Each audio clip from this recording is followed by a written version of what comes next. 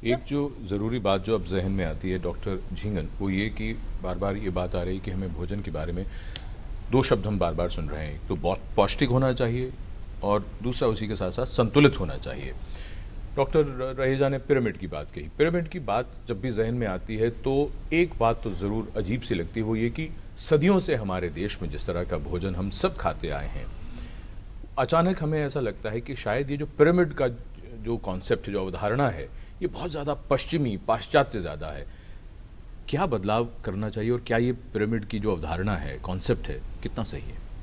सबसे पहले तो हम लोग जो बात कर रहे थे बैलेंस डाइट की, उसके 5 कंपोनेंट्स होते हैं और उसमें सबसे पहला कंपोनेंट्स होगा जिसको हम लोग कहते हैं सीरियल्स, अनाज जिसको हम लोग कहते हैं फुल ग्रेन जी, वो सबके लिए बहुत ज़रूरी है। दूसरा उसके बाद आता है सीरियल्स, उसके अंदर आती हैं सारी आपकी दालें आती हैं, फलीज आती हैं, बीन्स आती हैं, ये सब आती हैं।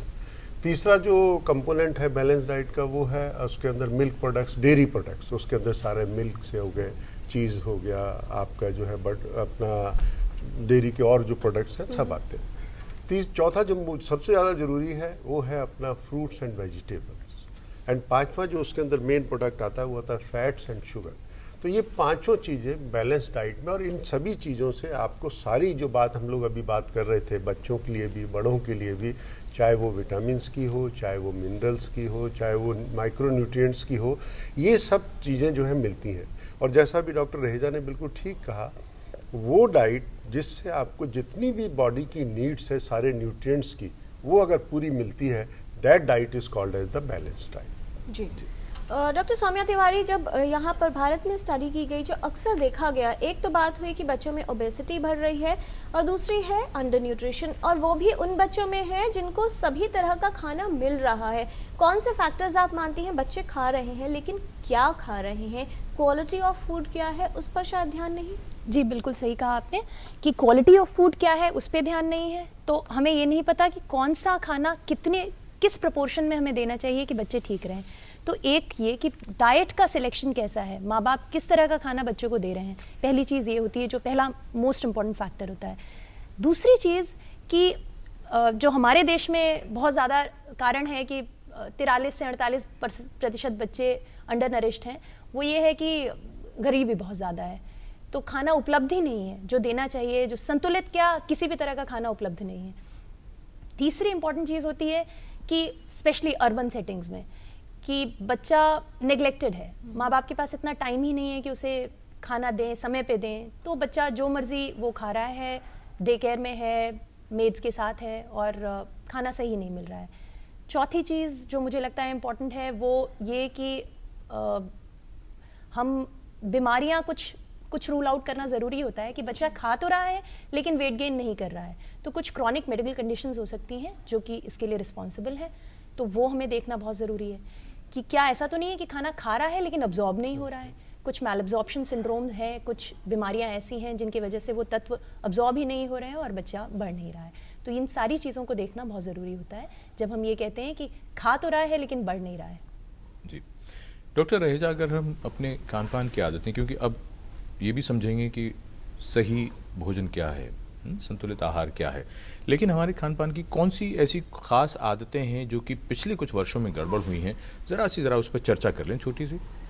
पिछले कुछ दशकों में जो, क्योंकि अर्बनाइजेशन हो रहा है, इंडस्ट्रियलाइजेशन हो रहा है, ट्रांजिशन फेज चल रहा है, लोग गांव से शहर में आ रहे हैं और ओवरऑल जो ईटिंग हैबिट्स हैं वो कहते हैं कि जंक फूड की तरफ ज़्यादा जा रही हैं, फास्ट फूड, जिसमें हम कहते हैं पिज़्ज़ा, बर्गर, आपके जितने भी फास्ट फूड है, चाइनीज़ फूड्स हैं, जिसमें कि सॉल्ट का मात्रा बहुत ज़्यादा है, नमक बहुत ज़्यादा है, और क्योंकि ये इजीली अवेलेबल हैं, क्विकली अवेलेबल हैं, और खाने का जो स्वाद है और इनकी जो पब्लिसिटी की जाती है, उसको देखते हुए जो ओवरऑल चेंजेस आ रहे हैं वो आ रहे हैं कि हमारा जो रूटीन खाना था, बाजरा, गेहूँ, पूरा अनाज जैसे हम खाते थे, मक्का खाते थे, उससे जो ट्रांजिशन आ रहा है इस तरफ फास्ट फूड की तरफ, जो कि एक बहुत ही ज़्यादा कैलोरी डेंस फूड है, जिसमें कि फैट की मात्रा 40 से 50% तक है और जिसमें कि ट्रांस फैट भी बहुत अधिक मात्रा में पाए जाते हैं। नमक की मात्रा नॉर्मल से 3 गुना ज़्यादा है सोडियम की।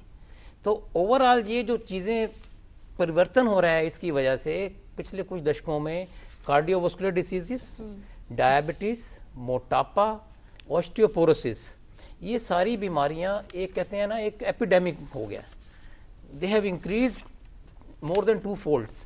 और यदि हम अभी इसके विषय में नहीं सोचते हैं तो आने वाले दशकों में पर्टिकुलरली भारत के अंदर cardiac diseases, coronary artery disease और जो डायबिटीज है, India is going to be the capital of the world, मतलब already. So we will increase this diseases by more than 2 folds जी।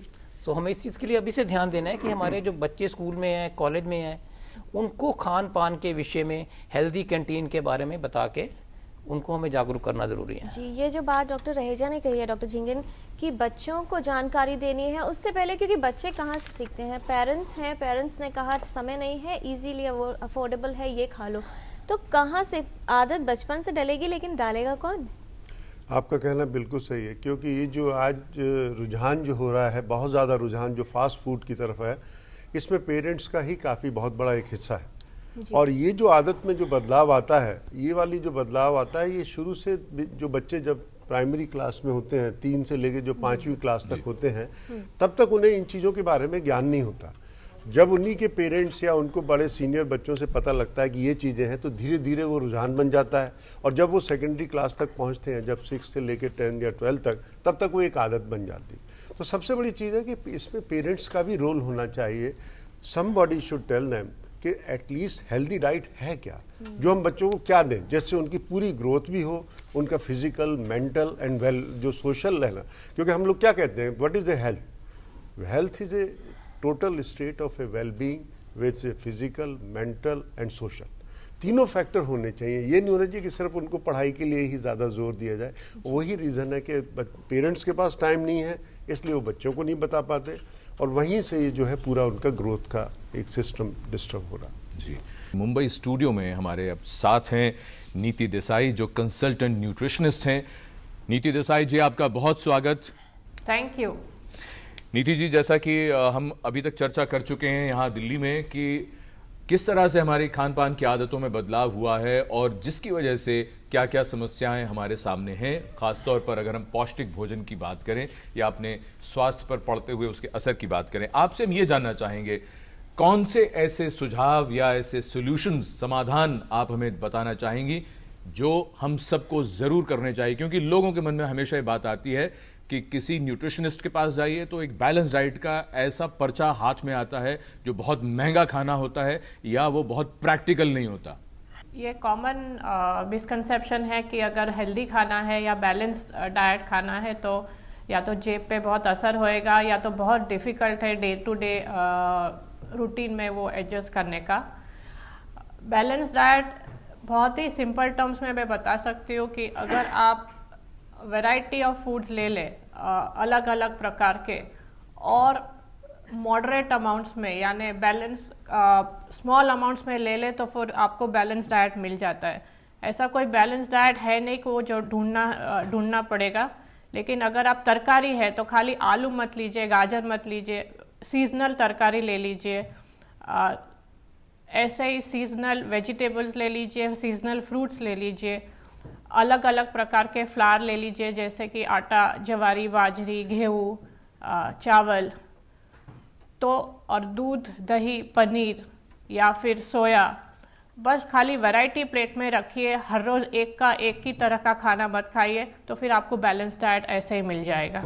ये वाकई बहुत अच्छी बात है। जी, सवाल डॉक्टर झिंगन, आप कुछ पूछना चाह रहे हैं? जी हाँ, मैं डॉक्टर देसाई से पूछना चाहता था कि जनरली हम लोग जितने हैं ना, डायबिटीज़ के पॉइंट ऑफ व्यू से हम लोग बात करते हैं कि कार्बोहाइड्रेट्स के बारे में हम लोग काउंट करते हैं। जी, पूरे अगर हम बात करें तो जनरली लोग जो है घी बहुत ज़्यादा इस्तेमाल करते हैं। तो मेरा इनसे न्यूट्रिशन एक्सपर्ट्स ये था कि लोगों को कम से कम ये पता लगे कि घी खाना ज़रूरी है, नंबर 1। दूसरी चीज़, अगर खाना है तो कितना खाना वो लोग खा सकते हैं। जैसे हम लोग कार्बोहाइड्रेट तो कार्ब को काउंट कर लेते हैं कि एक आदमी को इतने कार्बोहाइड्रेट्स को काउंट करना है, तो घी के बारे में हमको कैसे पता लगे कि एक आदमी, क्योंकि देखिए अभी भी 60 to 70% जो पॉपुलेशन है वो घी का इस्तेमाल करती है, और उनका हमेशा यही सवाल रहता है कि मैं कितना घी खाऊं, कौन सा घी खाऊं और किस तरीके से खाऊं। तो एक उसके बारे में अगर इनसे एक पता लग जाता है तो बहुत फायदा होगा। कितना घी खाना है? हाँ जी, वो बहुत ही इंटरेस्टिंग सवाल है और बहुत ही कॉमन सवाल है। जो भी सब आते हैं हमें क्लिनिक में वो सवाल पूछते हैं। हमारे फोरफादर्स तो ज़्यादातर घी लेते थे।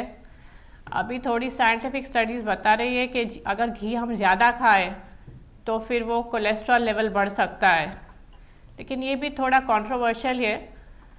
घी हमें लेना है लेकिन कम मात्रा में लेना है। जैसे अगर दिन में हम जनरली 3 से 4 चम्मच ऑयल या घी की बात करते हैं पर पर्सन, या फिर ½ किलो पर पर्सन पर मंथ, आधा किलो हर महीने पर पर्सन यूज़ करना है, तो हर दिन हम 1 चम्मच यानी 5 ग्राम्स ऑफ घी अपने डाइट में इंक्लूड कर सकते हैं विदाउट एनी प्रॉब्लम्स जी। बट ऐसा नहीं है कि हम पूरा तेल ऑयल घी से रिप्लेस करते, हम हमारी सभी तरकारियाँ सभी दाल घी में पकाए, वो करना ज़रूरी नहीं है।